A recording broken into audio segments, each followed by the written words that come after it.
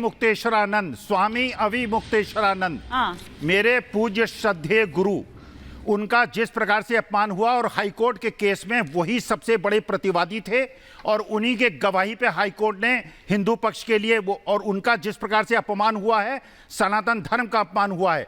और देखिए, बिना पत्नी के कोई भी सनातनी कार्यक्रम सिद्ध नहीं हो सकता। और यूसीसी की बात जो लोग करते हैं, एक तलाक की बात करते हैं, वो एक तलाक की बात भी करते हैं। कोई मतलब है? जब क्लियर कर चुके हैं, उधर पीएम भी अभी शलभ जी भी बोल रहे हैं। नहीं, सनातन विरुद्ध है ना ये।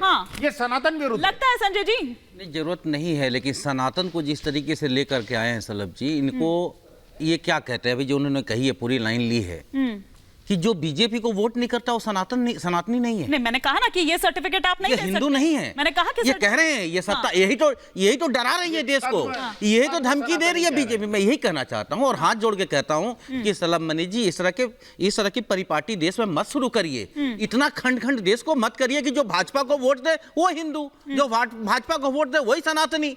ये क्या मतलब बनता है साहब? आप लोकतंत्र को, इसलिए तो विपक्ष कह रहा है कि आप लोकतंत्र को खत्म करना चाहते हैं, लेकिन जो आज का मुद्दा है, आप किस चीज पे वोट लेना चाहते हैं? प्रधानमंत्री जी के इंटरव्यू के अंदर बेरोजगारी पे सवाल है, यदि होगा तो मुझे सुनवा दीजिएगा। महंगाई पे सवाल है, यदि होगा उनका जवाब मेरे को सुनवा दीजिएगा। अभी थोड़ी देर में आपके सामने आ जाएगा, काउंटडाउन चालू है। आने दीजिएगा, जब वो आएगा देश को सुनवाइएगा कि प्रधानमंत्री जी का बेरोजगारी पे, जो शिक्षित बेरोजगार, अशिक्षित बेरोजगार और आपका 10th तक के और ग्रेजुएशन के सब मिलाकर के यदि 72% पे पहुंच रहे हैं, ये कौन सा भारत बन रहा है? और वो सनातनी है या नहीं है? लेकिन जो भारत में जो बेरोजगार हैं, बेरोजगारी और महंगाई अभी देख लेंगे, लेकिन इलेक्टोरल बॉन्ड पर जरूर है। वो तो अभी हमने यहाँ पर सुन लिया, जिस पर आप लगातार तो इनकी दादागिरी है, बीजेपी की तो बहुत बड़ा घोटाला है सामने, लेकिन ये मानेंगे? बिल्कुल नहीं मानेंगे। सत्ता इनकी, सरकार इनकी, कानून इनका, कचहरी इनका, जो करना ही अपना करते रहेंगे। एक बार नीलू जी से और सुनिए, एक बात और क्लियर कर दो जरा, एक मिनट रुक जाइएगा। मैं ये कहना चाहता हूँ कि 2009 से इनका जो अभी संकल्प पत्र आया है, मैं उसे देख रहा था। 2009 से यदि मैं तुलना करूं, 4 इनके घोषणा पत्र और जो बदल गया संकल्प पत्र, हर बार हर 5 साल पे इनके संकल्प पत्र के ऊपर भी नाम बदल जाता है। कभी सशक्त भारत आ जाता है, कभी संकल्पित भारत आ जाता है। आप लोगों के भी बदला आता है, सुन तो लीजिए।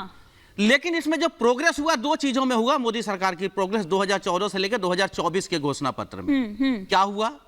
एक तो देश पे 150 55 हजार करोड़ से लेकर के 205 लाख करोड़ रुपए का कर चला गया, एकदम गति पकड़ा। दूसरी बात 2014 में नरेंद्र मोदी जी का नाम 3 बार था, 3 बार।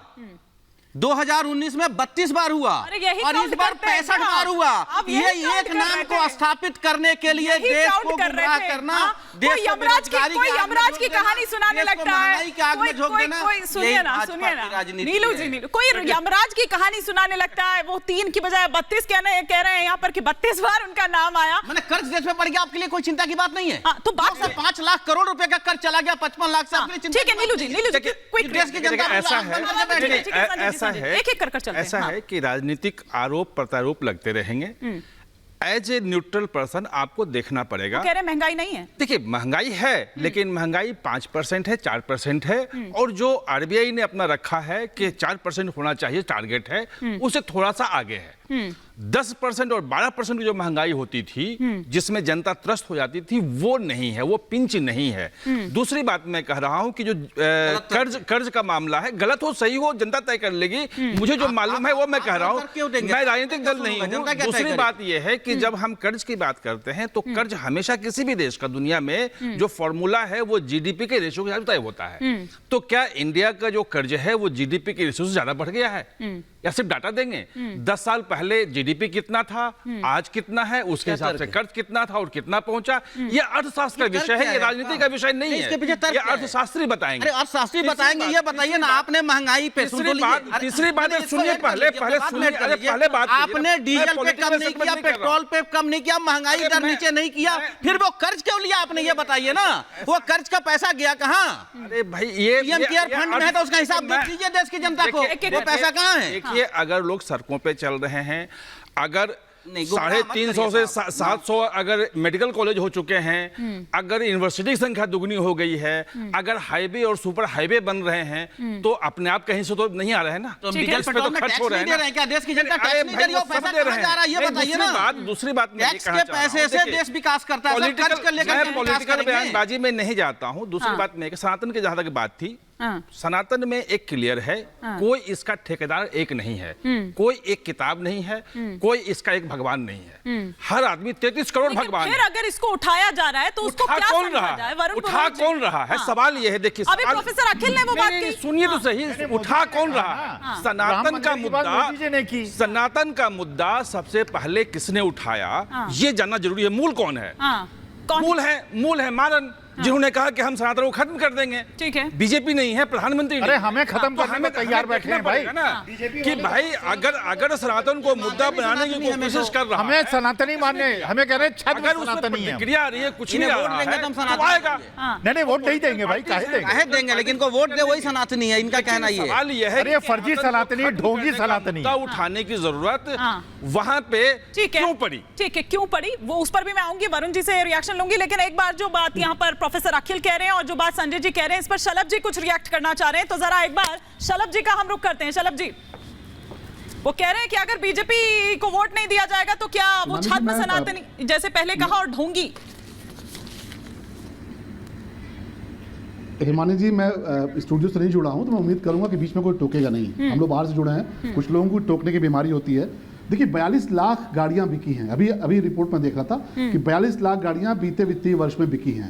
ये जो लोग कलप रहे हैं ना, उनको तकलीफ इस बात की है, वो चाहते थे कि भगवान राम टेंट में रहें, वो चाहते थे कि भगवान राम को काल्पनिक साबित करें, उनके सीने पर मूंग दलते हुए भगवान राम का मंदिर बना। वो चाहते थे 370 रहे, सुन लीजिए, वो चाहते थे 370 बहाल रहे, और कांग्रेस पार्टी खुलेआम जाती है कश्मीर में, क्या कहती है कि हम 370 बहाल करेंगे। अपने घोषणा पत्र में वो कहते हैं कि हम गाजा के लिए पैसा देंगे। सोचिए, मतलब आप लगता है कि किसका कौन सा शरीयत लागू करना चाहते हैं। सुनिए ना शलभ जी, आपने कश्मीर का जिक्र किया यहाँ पर, वो ये भी कह रहे हैं कि कश्मीर का जिक्र आपने जिस तरह से किया और कच्चा तीवू का जिस तरह से आप कर रहे हैं, वो कच्चा तीवू उसमें नजर नहीं आया। अब सुन तो लीजिए, क्या ये सच नहीं कि कश्मीर में धारा 370 थी?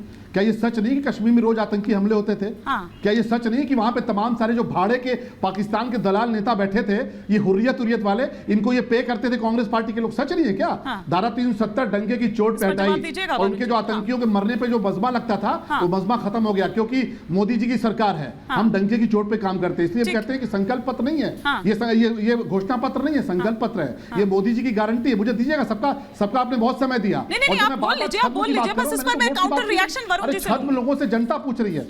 छद्म लोगों से हिमानी छद्म लोगों से जनता पूछ रही है। दरवाजे पे जब जा रहे हैं ना लोग वोट मांगने, इंडी गठबंधन वाले, तो माताएं बहनें दरवाजे पे इंतजार कर रही हैं और पूछती हैं कि भाई राम मंदिर के खिलाफ 25 वकील क्यों खड़े किए?